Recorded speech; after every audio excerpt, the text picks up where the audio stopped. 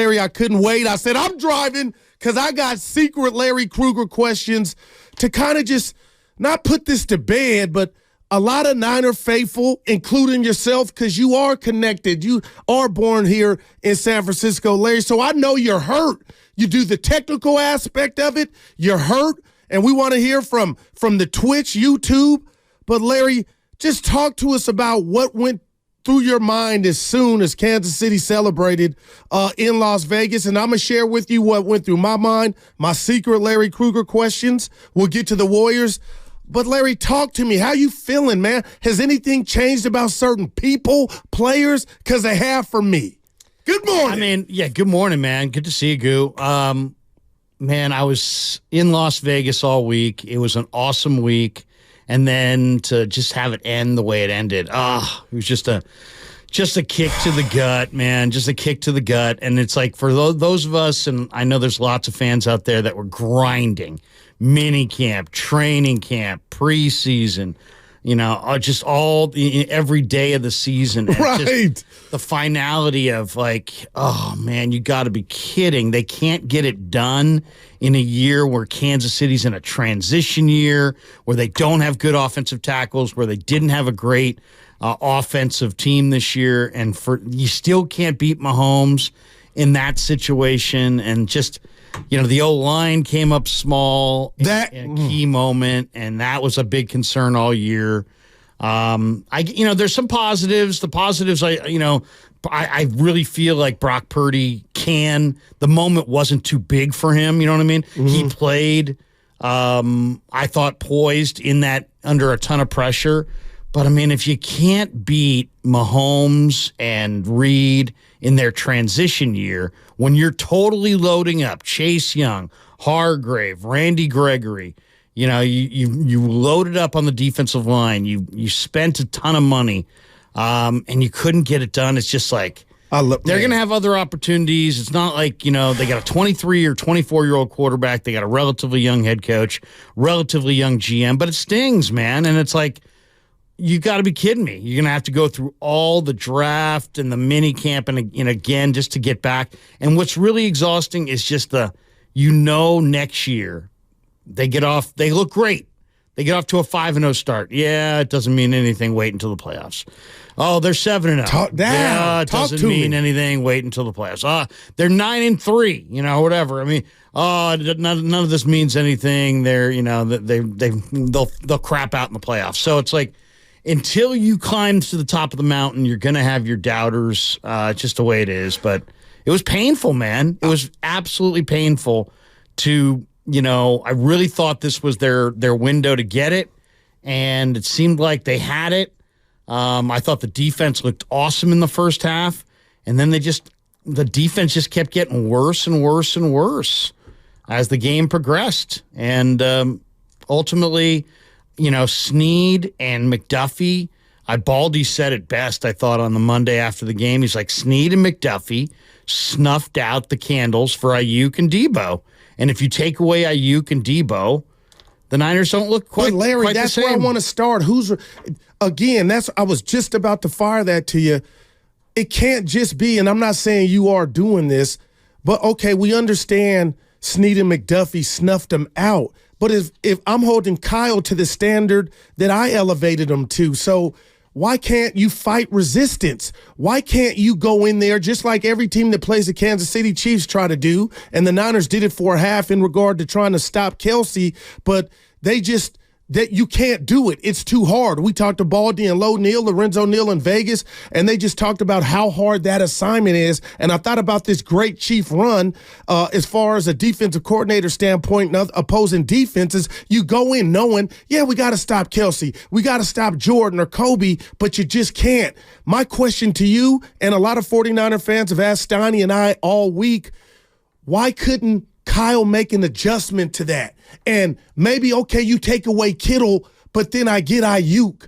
Like, I don't think any different of those two individuals, but I am wondering about the scheme, Larry, to where okay, why did Spag win that battle? And why did Chris Jones come unblocked on a 3rd and 5 from the 9? You get that first. Romo and Nance are talking about you burn it timeouts and the Niners are going to kick the field goal and win. It's my first time, Jim. Yeah, my question, Larry, is I'm not mad at college, more of a disappointment, but if you're a Jedi, it shouldn't be that easy on that stage for Spags to take away 2 of your horses. Yeah, well, I mean, first of all, this is why you have to have premier corners. The key to secondary play is secondary play. In other words, there is no key to secondary play. You got to have dudes.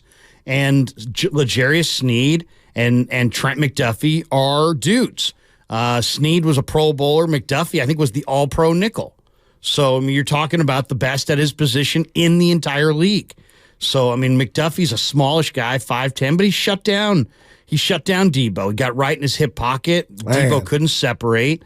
My biggest frustration with Shanahan was the fact that you come out in the third quarter, a quarter where you normally have taken football games over, and you've got the best running back in football, and you go 3 and out 3 times in a row, and there's 10 offensive plays there, and 9 of them are passes. I mean, what the heck? I mean, that right there, you're sitting there going, how many big games can Kyle Shanahan get pass happy in key moments in? I mean, it's just very, very frustrating. And that to me was the mistake. I mean, if you're gonna say where's the mistake by Shanahan, it was not running Christian McCaffrey enough in that third quarter, and you let Kansas City hang around, and then you're going to beat Mahomes in the fourth quarter?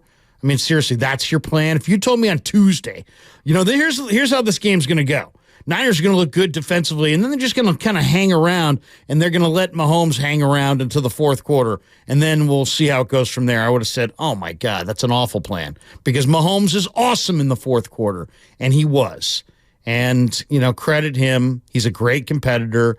And then, the Chiefs have been there and done it, and I think they made some better decisions. I didn't like Shanahan's decision to take the ball. I mean, I understand. But Larry, they had just come the defense 11-play drive where Kansas City had just scored the field goal, could have won the game.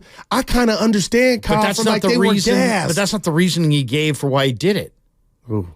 I mean, if he had come out and said, you know what, my defense was totally gassed, I needed to get them off the field, that'd be one thing, but that's not why he did it. He said he wanted to have the third possession. That was a bad, you can't play for that third yourself. Possession there. And also, do you want to defend Mahomes for 3 downs or 4 downs? I'd rather go for 3 downs. So, I mean, it's like one of those things where, and you saw the Chiefs' reaction to it. I don't know if you saw the live. We got the sound. We'll play it here shortly, but it was like Dave a turnover. It was almost a momentum. They want the ball. Like, whoa. He's like, Dave Taub's like, I think that was their coordinator on the sideline. It's basically saying, hey, guys, we got what we wanted. Wow. We got what we wanted. So, I mean, and then, Kyle Juszczyk on the field quoted as saying, I didn't even know the rule. I didn't even know the rule. And the next day he's like, I didn't know the rule. But 2 days later, he's like, I knew the rule. Oh, boy. Yeah, Armstead said he didn't know the rule either. Right. I mean, that's just a bad look from the coach. But I'll tell you this, Larry. Larry in for Steiny and Guru on a Payday Friday right here on 95.7 The Game. We're here for you. Ask Larry anything. I mean, get off your takes. I mean, 5 days after the Super Bowl, how do you feel? I will say this to you. I said it to Steiny and the listeners, Larry. This was a version of football Macbeth. It was, to me, and I'm being so real, it was a tragedy. The Niners, to me, outplayed the Kansas City Chiefs, especially in the first half. You had Travis Kelce almost committing a felony because he was so frustrated before Greenlaw got hurt, bottling Kelce and that offense up. Tell me if I'm wrong, Larry. I thought Kansas City came out tight. I mean, that game was there for the taking. But now I'm hearing too much of this in 49er land. Oh, it was Mahomes. Almost like, you know what, don't be hurt. Don't be that hurt. And I know he's great, but damn it, Larry, just to what you said, maybe better play calling. You had mentioned Trent Williams had what I believe was his worst game as a San Francisco 49er. I mean, false starts, holds, Larry. I didn't know who the 71 was, but damn it, the game getting into overtime, and if you're mad at what he elected to do, Kyle Shanahan, in my world on the Guru computer, Larry, the game shouldn't have even went to overtime. You had a 3rd and 5 from the 9. I mean, this is when I talk about Luke Skywalker and Obi-Wan Kenobi. Kyle's a Jedi. But I do ask you this, Larry. Would a more seasoned quarterback have known that Kittle or had paid more attention to Chris Jones? And what's crazy about Chris Jones is this same scenario played out in Super Bowl 54 where he wrecked your last drive with Garoppolo. With a more seasoned, I'm not blaming Purdy, quarterback paid more attention to what was going on and called something different, or am I barking up the wrong tree? I just have questions that I couldn't wait to ask you. Well, it was a missed assignment. And Feliciano called out Burford, and Burford got bent about it, but Burford shouldn't be combo blocking on Brendel's guy and leaving Chris Jones to run a free runner at the quarterback. I mean, the Chiefs' defense generated 9 unblocked pressures in the Super Bowl. All of them came on blitzes. So I think you could make an argument that Spags kind of outcoached Shanahan. But as far as could Purdy have done anything different? I mean, he's got Chris Jones, who, by the way, is like the greatest defensive tackle in the history of the world when he plays the 49ers in these big games, in his lap. And, nobody likes being called out, but that was Burford's guy, and the public was blaming McKivitz, and Feliciano wasn't having any of it. And so he said, hey, that wasn't his guy. And then suddenly Burford's like, hey, man, thanks. Or, he said something about it on Twitter. And then you've got Feliciano backtracking. It was a bad look. It was a bad look, but it doesn't mean it wasn't true. You know what I mean? It wasn't like, yeah, I take it back, and by the way, it wasn't your man. No, it was your man. And he wanted to put that out there. So I don't know. I mean, how many big games can you lose to the Chiefs where Chris Jones wrecks your night? And in this situation, look at the rest of that D line.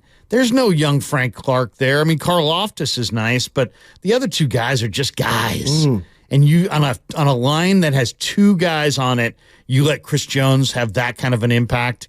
I mean, it was just very familiar and very unfortunate. No doubt. And again, I just bring up Macbeth because the game wasn't.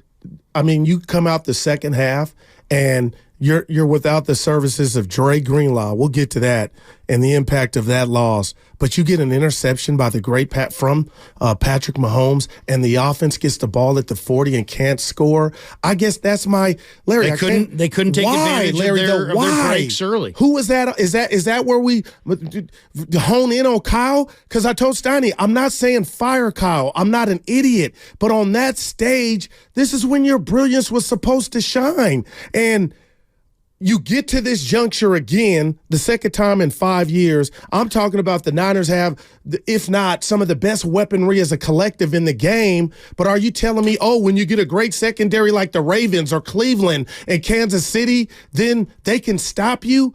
What is the adjustment to the adjustment? And that's why I'm like, is there a philosophy change that maybe Kyle might be like, you know what? My plan of attack is the middle of the field, Larry. Is it time to get some guys, or maybe you have the guys and we try to stretch the field? I don't know, but those are questions I have because the Niners should have won that game in regulation. Okay, you got to point to your main guys, right? And it's like, if you lose in the finals, do you sit there and blame the 9th guy on the bench? Moses Moody. No, you don't. You blame the guys who are in the starting lineup. The fact of the matter is Brandon Ayuk and Deebo Samuel got outplayed in this game by guys named Justin Watson and McCole Hardman. You know what I mean? Though McCole Hardman and Justin Watson statistically had better games than Brandon Ayuk and Deebo Samuel.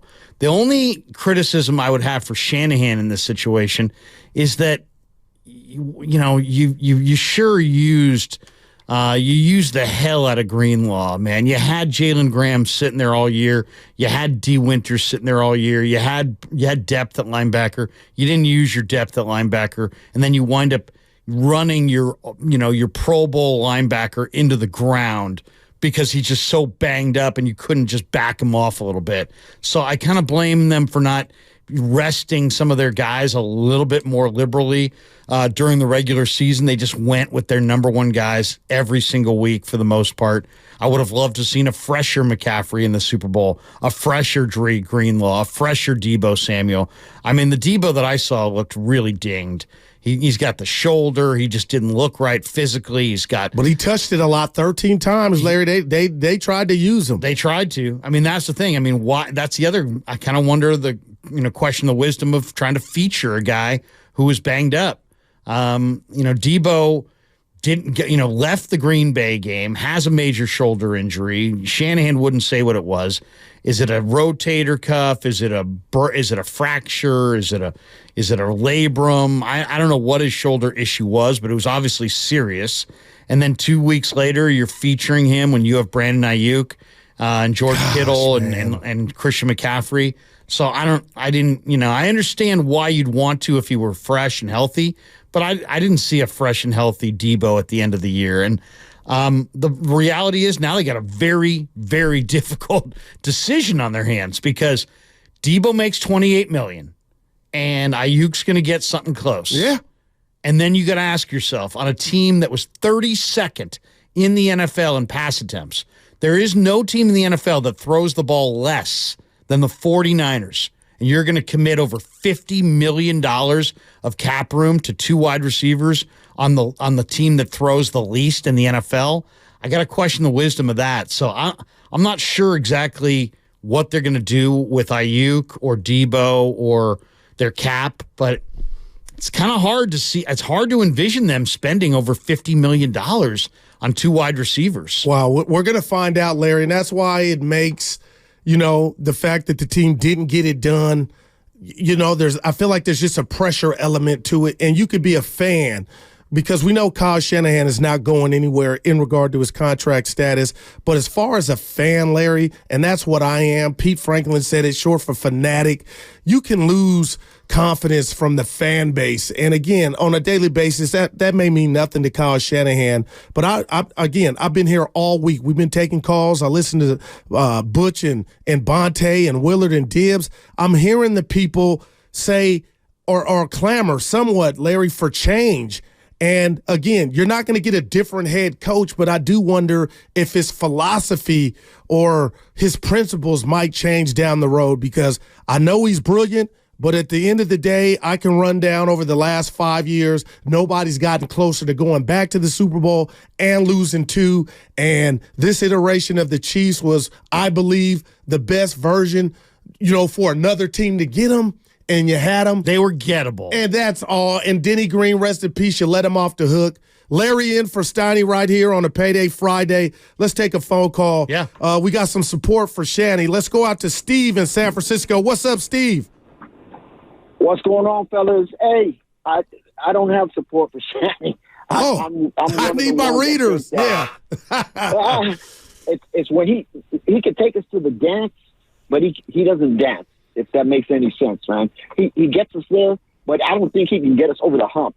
And now he's shown it a couple of times already. I think that some new blood at coach and maybe he brings in his own staff would be good for us. I think that the defense, I think that the locker room is split. I don't think that they're all together, just from what I see and how I saw the game. Because that game was ours. I'm sorry. They could call me a 40 whiner or whatever the case may be. If I'm crying, I'm crying. But we had that game. That game should have been ours until that fumble punt. So there's lots of blame to go around. But I just think we just need a change at coach to maybe bring some new life and some new discipline in. I don't know. Yeah, man. appreciate the phone call. But Larry, I get you. I don't know. I don't agree, but I do want some type of, does he need an assistant? Hey, Ayuk doesn't have he's got 3 touches this game. He was invisible. And Larry, I want to make sure I'm not taking what you're saying out of context. And you're the technical guy here. I felt like Ayuk didn't get enough chances to have an impact in the game. That's how I saw it. But if you want to tell me, oh, he was getting D'd up, I get it. And then we could throw in George Kittle. But I'm like, ride your horses. And I just didn't feel like they tried to force the ball to Ayuk. And you hear the Michael Irvins, the Jerry Rices, the Kelseys raise hell on the sideline, say, give me a chance. I just felt like Ayuk and Kittle collectively, they didn't do that, but there was no, like, I got to be careful here. I didn't feel like there was urgency to get those guys the ball. They were and I'm going to say one more thing. Let me slow down, Goo. Good defenses figured out the banana in the tailpipe when it comes to Debo and the passes in the flat, the jet sweeps. That'll work week 8, week 10. But Larry, the teams are ready for that. So maybe maybe Kyle needs to expand on that and dial something up to get Ayuk and Kittle loose. I mean, this is why L'Jarius Sneed is going to get broken off big time in a few weeks in free agency, because the guy is big and dominant. He was on Ayuk. I watched the All-22. They should have gone more to Ayuk, but L'Jarius Sneed is real. He's a baller. Man. Okay. Yeah,